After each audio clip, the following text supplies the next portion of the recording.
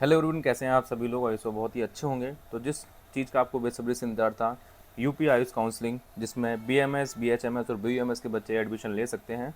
तो आज यहाँ पर आप देखेंगे वेबसाइट को अपडेट कर दिया गया है और यहाँ पे सेशन 2025 और 2026 के लिए इस वेबसाइट पे आपको यूपी आयुष काउंसलिंग पे आपको सारी इन्फॉर्मेशन मिल जाएगी। ठीक है, तो यहाँ पर आप देखेंगे जिस तरीके का इंटरफेस है यूजी काउंसलिंग के लिए, आपको यहाँ क्लिक करना पड़ेगा।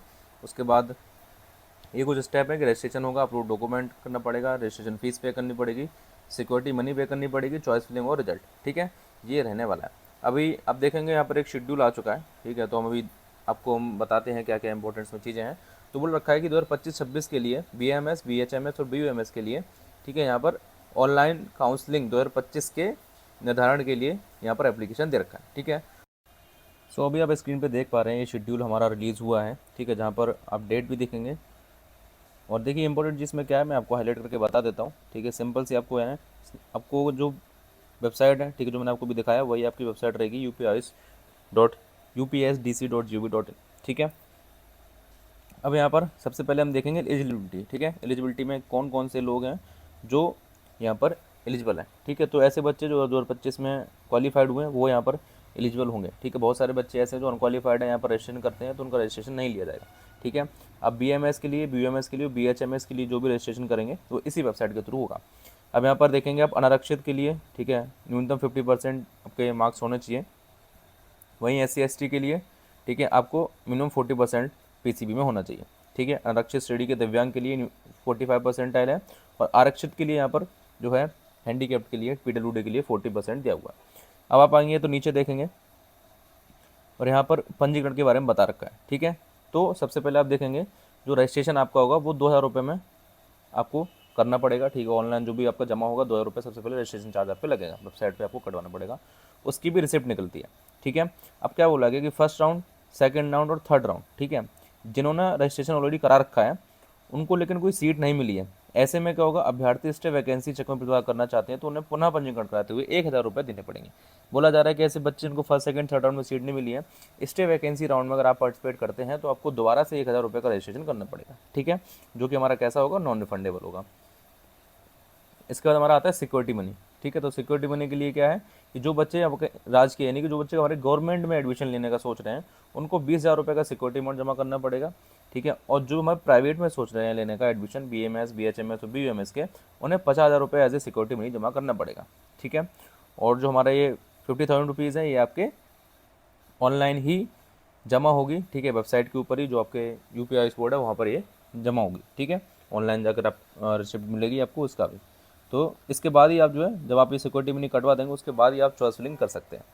ठीक है, अगर आपने, अब इसमें भी बहुत सारी चीज़ें आती हैं कि ये हमारी ऐसा तो नहीं है जब्त हो जाएगी, तो वो यहाँ पर साफ साफ मेंशन दे रखा है कि यदि कोई भी सीट अगर आपको नहीं मिलती है, ठीक है, और आप अगर आगे के पार्ट जो भी है, आगे के राउंड उनमें पार्टिसिपेट करना चाहते हैं तो आपको पुनः जमा राशि, मतलब कि जो भी आपका धन है, ठीक है, धरोहर राशि आपको दोबारा जमा करने की जरूरत नहीं पड़ेगी। ठीक है, सिंपल ये बोला जा रहा है, अगर फर्स्ट राउंड में आपको सीट नहीं मिलती है तो जो आपने पहले राउंड में 50 रुपये जमा किए हैं वो आपके दूसरे राउंड में नहीं लगेंगे, उसको ही आगे फॉरवर्ड कर दिया जाता है। ठीक है, अब क्या बोला जा रहा है कि ऐसे स्टूडेंट, ठीक है, जिनको फर्स्ट या सेकंड राउंड में सीट मिल गई है, ठीक है, आवंटन के उपरांत, मतलब अगर उनको सीट मिल गई है, आयुष महाविद्यालय में प्रवेश नहीं लिया है, ठीक है, तो ऐसे में आपका क्या होगा, आपकी जो सिक्योरिटी अमाउंट है वो आपका जब्त कर लिया जाएगा। ठीक है, फिर आप दोबारा से सेकंड और थर्ड राउंड में पार्टिसिपेट करके 50 रुपये जमा करके दोबारा से आप वहाँ पर एडमिशन करवाएंगे अपने। ठीक है, तो सिंपल सा आपको ये बहुत ही इंपॉर्टेंट रूल है, ध्यान रखना है। पहले पिछली बार ये नहीं था पर इस बार आ चुका है कि अगर फर्स्ट और सेकंड राउंड में आपको सीट अलॉट हो जाती है, आपको कॉलेज नहीं लिया आपने, तो फिर आपकी जो 50,000 सिक्योरिटी अमाउंट है वो जब्त कर लिया जाएगा। ठीक है, और ये कब वापस आती है, जब आपके पूरा अगर सही बच्चों की काउंसलिंग हो जाती है, पूरा काउंसलिंग का प्रक्रिया निपट जाती है, उसके बाद ये आपके बैंक अकाउंट में वापस आ जाती है। ठीक है, अभ्यर्थी की धरोहर राशि उसी बैंक खाते में गेटवे के माध्यम से वापस की जाएगी जिस बैंक में अभ्यर्थी के द्वारा जमा की गई, मतलब जहाँ से आप उसको कटवाएंगे। तो आप कैफर, कोई भी आपका कैफ़े वगैरह हो गया, तो फिर आप खुद की नेट बैंकिंग से करते हैं, फिर आपके खुद के ATM कार्ड से करते हैं। ठीक है, तो जिस माध्यम के थ्रू आप जिस अकाउंट के थ्रू कटवाएंगे उसी में ये वापस आएगा। ठीक है, इसका आपको ध्यान रखना है। अब बात करते हैं डॉक्यूमेंट की, कौन कौन से डोक्यूमेंट लगेंगे, तो सिंपल वही जो हमेशा से लगता है वही यहाँ पर लगेंगे। हाई स्कूल ट्वेल्थ की मार्कशीट, 10th की मार्कशीट, नीट का स्कोर कार्ड, आपका कोई कैटेगरी सर्टिफिकेट है वो, डोमिसाइल, ठीक है। इसके अलावा आधार कार्ड वगैरह सभी आपको देना पड़ेगा, ठीक है। अब देखेंगे और क्या क्या, जब आप फिजिकल वेरिफिकेशन के लिए जाएंगे तो क्या क्या आपके लिए रिक्वायरमेंट रहेगी, ठीक है। सबसे पहले आपका नीट का यूडी का स्टोर कार्ड और प्रवेश पत्र, ठीक है। एडमिट कार्ड जिन्होंने नीट का एग्जाम दिया है वो आपके पास होना चाहिए, स्कोर कार्ड आपके पास होना चाहिए, ठीक है। 10th और 12th की मार्कशीट आपको होनी चाहिए आपके पास, उसके साथ जो भी प्रमाण पत्र या अंक पत्र मिलते हैं वो आपके साथ पास होने चाहिए, ठीक है। आपका निवास प्रमाण पत्र आपके लिए रिक्वायरमेंट है, जो कि उत्तर प्रदेश सरकार के द्वारा निर्धारित किया गया, ठीक है। मतलब कि जो यूपी कैटेगरी वाले हैं, सॉरी यूपी के रहने वाले हैं, उनको आपका निवास प्रमाण पत्र देना रिक्वायरमेंट रहेगा, ठीक है। अब यहाँ पर कुछ चीज़ें और दे रखी हैं जो आपको पता होनी चाहिए। देखिए, स्टेट कोटे की सीटों के हेतु भारत सरकार के सेवा नियोजन हेतु निर्गत प्रमाण पत्र मान नहीं होंगे, बल्कि उत्तर प्रदेश राज्य शासन के द्वारा उत्तर प्रदेश के शिक्षण संस्थानों में निर्गत प्रमाण पत्र ही मान होंगे, ठीक है। तो बोला जा रहा है कि स्टेट कोटे की सीट वाले के लिए केवल स्टेट वाला बच्चा ही एलिजिबल हो सकता है, ठीक है। निजी क्षेत्र की 15% ऑल इंडिया कोटे की सीटें संबंधित उत्तर प्रदेश में, यानी कि अगर जो 15% के बच्चे बाहर से आएंगे, ठीक है, जो अदर स्टेट के हैं, क्योंकि यूपी के आयुष में आपका क्या रहता है कि 85% सीट जो है वो यूपी वालों के लिए रिजर्व रहती है और 15% बाहर वाले बच्चों के लिए रहती हैं। तो जो 15% बाहर से बच्चे आएंगे उनके लिए कैटेगरी सर्टिफिकेट होना चाहिए उनके पास, ठीक है। ओबीसी, एससी, एसटी जो भी हैं उनके पास होना चाहिए, ठीक है। अब देखिए एक चीज़ और यहाँ पर आपको ध्यान रखनी है, जो भी बच्चे हैं, ठीक है, जिनके पास कैटेगरी सर्टिफिकेट है ओबीसी, एससी, एसटी का, तो उनको रिन्यू करवाना है, ठीक है। 1/4/2025 के बाद का आपको वो सर्टिफिकेट होना चाहिए, ठीक है। और क्या बोला गया है, एक पासपोर्ट साइज फ़ोटो आपकी होनी चाहिए, ठीक है, उसका आपका नेगेटिव बनाओ, साथ में आपको ले जाना है, ठीक है, जो आपने नीट का जो फॉर्म फिलअप किया था उस टाइम आपने अपलोड करी थी, ठीक है। इसके अलावा पहचान पत्र में आपको भी आपका डीएल चल सकता है, बैंक पासबुक चल सकती है, पैन कार्ड चल सकता है, ये चीज़ें आप साथ में ले जाएंगे। और जो आप ऑनलाइन प्रिंट आउट कराएंगे वो सब चीज़ें, और जो धरोहर राशि की रिसिप्ट है वो आपको मिलेगी, ले जानी पड़ेगी।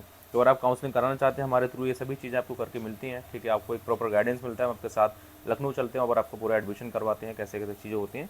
तो आप हमसे कॉन्टैक्ट कर सकते हैं 8532059749 पर, ठीक है। क्योंकि हम भी ऑलरेडी बीएमएस डॉक्टर हैं, तो आपके लिए जो बेस्ट होगा वो हम करते हैं, ठीक है। ज़्यादा लोगों के चक्कर में फालतू में ना, जो बीएमएस कर भी नहीं रखे हैं, ठीक है, आप उनके चक्कर में फंस जाते हो, फिर आपका करियर और पैसा बर्बाद हो जाता है, ठीक है। तो सही सलाह लें। चलिए अब आगे बढ़ते हैं सबसे, और इसके बाद आपको देखिए जो आपका फिजिकल वेरिफिकेशन होगा, ठीक है, वो राजकीय नेशनल होम्योपैथिक कॉलेज जो कि हनीमैन चौराहा गोमती नगर में है, लखनऊ में, ठीक है, आपको वहाँ जाना पड़ेगा। कुछ चीज़ें हैं, जैसे अगर आपके पास पूरे डॉक्यूमेंट्स नहीं हैं, ठीक है, तो आपको सीट अलॉट नहीं करी जाएगी, ठीक है, अलॉटमेंट नहीं होगा आपका, ठीक है। और देखिए क्या बोला गया है कि फर्स्ट और सेकंड राउंड की काउंसलिंग में यदि कोई भी स्टूडेंट किसी दूसरी संस्था में प्रवेशित है और उसके मूल अभिलेख उस संस्था में जमा है, ऐसी स्थिति में अभ्यर्थी उस संस्था की अनापत्ति तथा मूल अभिलेखों के जमा होने पर प्रमाण पत्र प्रस्तुत करेगा, परंतु अवर्तित संस्था में प्रवेश के समय अभ्यर्थी को मूल प्रमाण पत्र प्रस्तुत करना अनिवार्य होगा। अवस्थित संस्था में मूल प्रमाण पत्र प्रस्तुत न करने की स्थिति में उसका आवंटन निरस्त समझा जाएगा, जिसकी जिम्मेदारी स्वयं अभ्यर्थी की होगी। मतलब कि बोला जा रहा है कि जिन बच्चों ने फर्स्ट और सेकंड राउंड में पार्टिसिपेट कर लिया, उनको कॉलेज मिल गया है, ठीक है, अब वो चाहते हैं कि यार मेरे को दूसरे कॉलेज में एडमिशन लेना है, ठीक है, तो ऐसे में क्या होगा कि आपको जो भी आपने सर्टिफिकेट जमा करें आपको वो कॉलेज से लेने पड़ेंगे, ठीक है। वो आपको वहाँ पर जब आप दोबारा से एक बार वेरिफिकेशन ले आएंगे तो आपको जमा करने पड़ेंगे। अगर आपको वो नहीं मिलते हैं तो ऐसी कंडीशन में आपका जो आवंटन है, ठीक है, वो निरस्त कर दिया जाएगा। तो इस बात का आपको ध्यान रखना, जो भी कॉलेज चूज़ कर रहे हैं समझदारी से करें, ठीक है। अगर आपको नहीं पता है कौन से कॉलेज अच्छे हैं कौन से नहीं है तो हमसे संपर्क कर सकते हैं, ठीक है। चलिए अब देखेंगे यहाँ पर आरक्षण व्यवस्था बता रखी है कि एससी कैटेगरी के लिए आप देखेंगे 21% है, अनुसूचित जनजाति के लिए 2% है, अन्य पिछड़ा वर्ग के लिए 27% है, ईडब्ल्यूएस के लिए 10% है, ठीक है। इसके अलावा जिनके पास स्वतंत्रता सेनानी का सर्टिफिकेट है 2%, भूतपूर्व सैनिक रहे हैं जो 2%, ठीक है, दिव्यांग के लिए 5%, महिला अभ्यर्थी के लिए 20%, एनसीसी कैडेट के लिए 1%, ठीक है। तो ये यहाँ पर बता रखा है। चलिए और आगे हम बढ़ते हैं। तो ये सिंपल सी मैंने कुछ जो इम्पोर्टेंट रूल हैं वो आपको बता दिए गए हैं। एक चीज़ और है कि जब भी आपका शेड्यूल आएगा वो आपको इसी वेबसाइट पर मिलेगा, ठीक है। बाकी हम आपको टाइम टू टाइम अपडेट करते रहेंगे, जो बच्चे हमारे थ्रू जुड़े हैं उनको पता है कि सब चीज़ें हम लोग टाइम टू टाइम उनको अपडेट करते रहते हैं, ठीक है। बाकी फर्स्ट राउंड की काउंसलिंग वही है कि सबसे पहले रजिस्ट्रेशन करना है, उसके बाद आपको सिक्योरिटी अमाउंट जमा करना है, देन आपको चॉइस फिलिंग करनी है, उसके बाद आपको अलॉटमेंट होगा, देन आपको फिजिकल वेरिफिकेशन के लिए लखनऊ जाना पड़ेगा, उसके बाद आपको सीट अलॉट होगी और वहाँ जाने के बाद आपको अलॉटमेंट लेटर मिलेगा, उसके बाद आपको कॉलेज में फ़ीस जमा करनी है। ठीक है, सो यहाँ पर ये चीज़ें बता रखी हैं।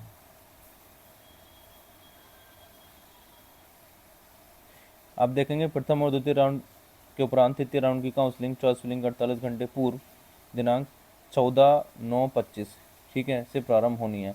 अब यहाँ पर देखेंगे कि थर्ड राउंड की काउंसलिंग 14 तारीख को ये दिखा रहा है। इट मीन्स कि आपकी एक हफ्ते पहले यानी कि 7 तारीख से काउंसलिंग स्टार्ट होनी है, इस बात का ध्यान रखना है आपको। तो जो भी डॉक्यूमेंटेशन है सभी चीज़ें आपको पहले से ही करवा लेनी है। 7 तारीख से आपकी काउंसलिंग स्टार्ट होने जा रही है। ठीक है, आयुष काउंसलिंग की 7 तारीख 7 सितंबर आपको याद रखना है। ठीक है,